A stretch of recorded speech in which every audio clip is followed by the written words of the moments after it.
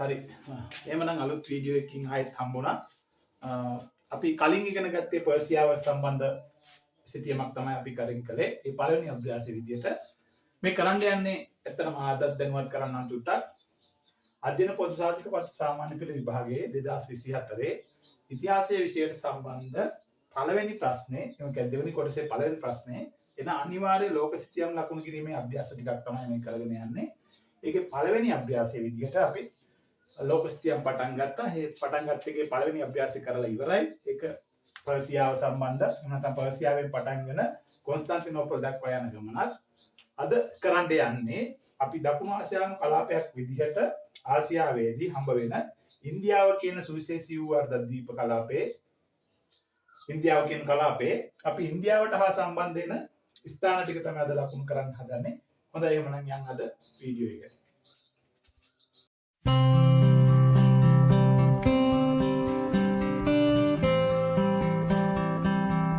මම ස්ථාන ටිකක් තෝරගත්තා.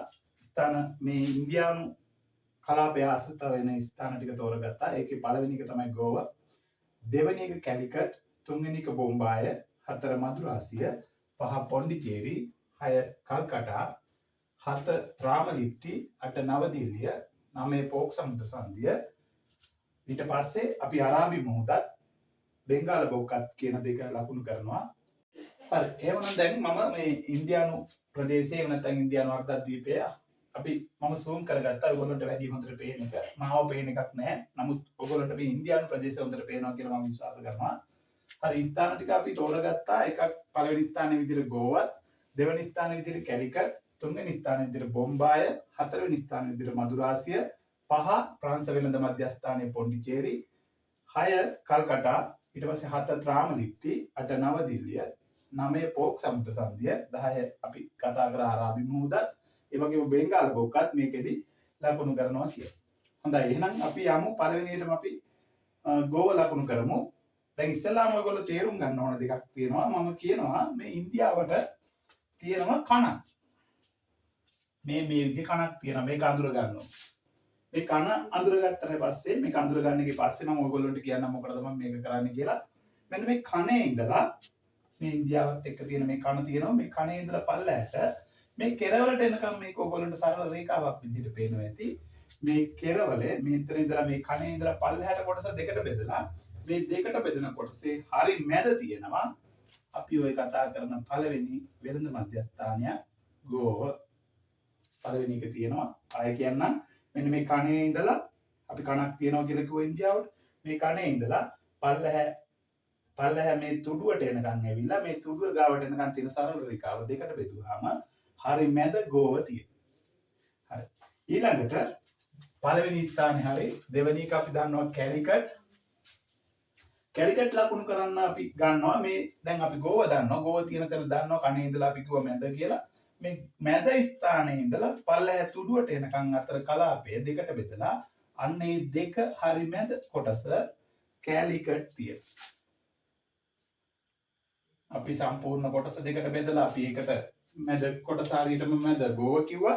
ගෝවත් පල්ලහැ තුඩුවත් අතර ප්‍රදේශය අපි කතා කරලා ඒ ප්‍රදේශය දෙකට බෙදලා අපි එතෙන්ට කැලිකට් කියලා කිව්වා. හරි.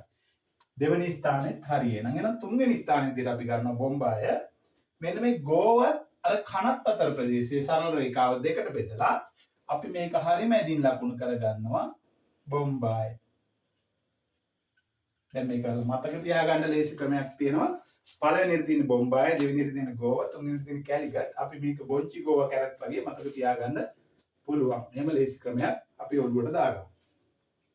හරි. ඊළඟ ස්ථානය අපි කතා කරනවා මෙතනදී හතරවෙනි ස්ථානයේ විදියට මදුරාසිය. මදුරාසිය තමයි ඇත්තටම ලංකාවට ආසන්නතම පිහිටලා තියෙන්නේ. ඒ කියන්නේ ලංකාවත් එක්ක යාපනයත් එක්කම ඉස්සරහින් වගේ තියෙන්නේ.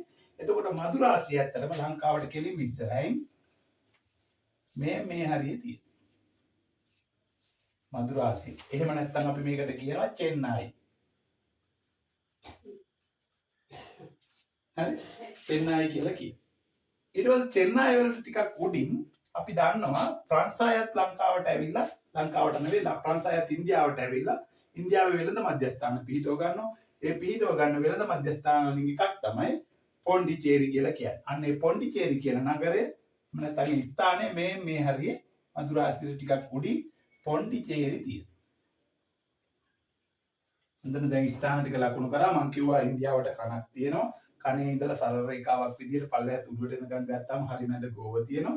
ඊට පස්සේ ගෝවත් අර තුඩුවත් අතර ප්‍රදේශය අපි එකට ගත්තාම ඒ සරල රේඛාවක් විදිහට ගත්තාම ඒක දෙකට බෙදුවම මේ මැද කැලිකට් තියෙනවායි කිව්වා. ඊට පස්සේ ගෝවත් උඩ කනත් අතර ප්‍රදේශය දෙකට බෙදුවාම මේ මැද අපි කිව්වා බොම්බාය තියෙනවා කියලා. අපි කිව්වා ලේසියට මතක තියාගන්න පුළුවන් බොන්චි ගෝවා කැරට් කියලා.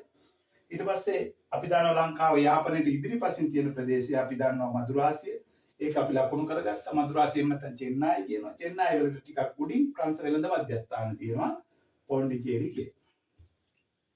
ඊට පස්සේ අපි නැවත ඊළඟ ස්ථානයට යනවා. 6 වෙනි ස්ථානයේ විදිහට මම ඔයගොල්ලන්ට කිව්වේ කල්කටා. අපි දන්නවා මෙන්න මේ ඉන්දියාවේ ඉහළ කෙරවලට ගියාම මෙන්න මේ කෙරවලේ මේ හරිය විතර කල්කටා තියෙනවා. හරිම ලේසි ලකුණු කරගන්න කල්කටා තියෙනවා. ඊළඟට 7 වෙනි වෙළඳ මධ්‍යස්ථානයේ විදිහට 7 වෙනි තැන විදිහට අපි දන්නවා අරිට්ඨ කුමාරයා ගොඩ බහැපු රාමලිප්ති තියෙනවා. ඒ ආසන්නයේම ඊට චුට්ටක් මේ හරිය මේ දෙකම එකට එන එකක් නෑ. ගොඩක් වෙලාවට ලකුණු කරන්න ගොඩක් වෙලාවට රාමලිප්ති දුන්නොත් කල්කටා දෙන එකක් නෑ. මේ හරිය විතර රාමලිප්ති තියෙනවා.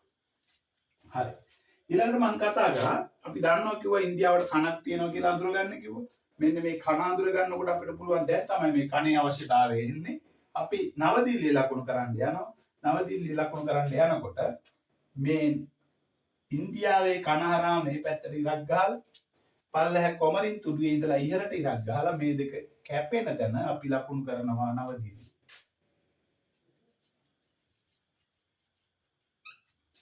අපි කිව්වා කණහරා මේ පැත්තට ඉරක් ගහලා පල්ලෙහා කොමරින් තුඩුවේ ඉඳන් ඉහළට ඉරක් ගහපුවාම මේ රේඛා දෙක එකට හම්බ වෙන තැන අපි දන්නවා නවදිල්ලිය ඊටලා තියෙන්නේ කියලා. එතකොට නවදිල්ලිය හරි. ඊළඟට පෝක් සමුද්‍ර සංධිය මම දන්නවා මේක නම් ඔයගොල්ලන්ට අලුත් දෙයක් නෙවෙයි. මේක ඔයගොල්ලෝ දන්නවා මේ ලංකාවත් ඉන්දියාවත් අතර මෙන්න මේ පටු මුහුදු තීරය ඔන්න ඔය ආකාරයට ලකුණු කරන්න ඕනේ. මේක ඉරකින් මෙහෙම ලකුණු කරන්න ඕනේ.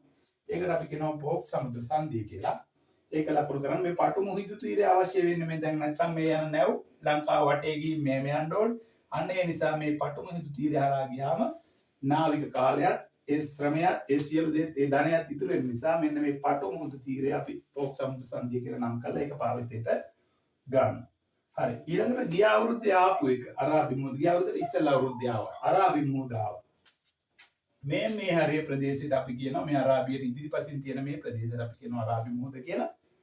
එතකොට ඊට පස්සේ ගිය අවුරුද්දේ ආවා බෙන්ගාල බොක්ක. මේ පැත්තේ ලංකාවට අපි කියන සුළි කුණාටු ඇති වෙන ඒ ප්‍රදේශයට අපි කියන ලංකාවට නැගෙනහිර ප්‍රදේශයේ ත්‍රිකුණාමලයට මුහුණලා තියෙන ප්‍රදේශය. අපි අර ත්‍රිකුණාමල වරාය පිළිබඳ වැදගත්කම කතා කරනකොටත් මේ ගැන කතා කරනවා. ඒතර මේ බෙන්ගාල බොක්කට මුහුණලා තියෙනවා ත්‍රිකුණාමල වරාය. මෙන්න මේ ප්‍රදේශයේ දකුණු අත පැත්තේ ප්‍රදේශයේ බෙන්ගාල බොක්ක විදිහට ගණන් කරනවා. ඒතර අනිත් එක තමයි මෙන්න මේ හරි ඉන්දියන් සාගරේ. මේ ඉන්දියන් සාගරේ මේ ගොල්ලෝ දන්නවා. ඒක අලුතෙන් ලකුණු කරන්න ඕනේ. අපි සාගර ලකුණු කරද්දි දන්නවයි. ඊට පස්සේ මේ ඉන්දියාවේ කෙළවරේ මේ පල්ලෙහා තියෙන තුඩුව මෙන්න මේ තුඩුවට අපි කියනවා කොමරින් තුඩුව කියලා. කොමරින් තුඩුව කියලා කියනවා.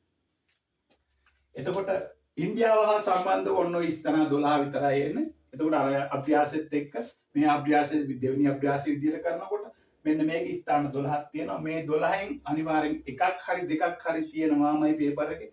ඒ නිසා තමන් දැනගන්න ඕනේ මේ ස්ථාන ටික ලකුණු කරන්න. මම ඉදත් කිව්වා තමන් එක අභ්‍යාසයකින් අභ්‍යාස 5ක් කරා නම් මේ කිසිම ගැටලුවක් එන්නේ නැහැ. ලකුණු කරන්න තමන්ට ඕන ලකුණු වලට ගන්න ලේසියෙන්ම පුළුවන් වෙනවා.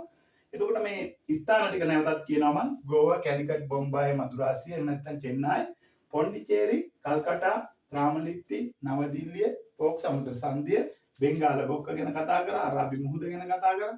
එතකොට මේ ස්ථාන ටික දැන් ලකුණු කරන්න දන්නවා ඔයගොල්ලෝ. කොමරින් තුඩුව ලකුණු කරන්නත් දන්නවා.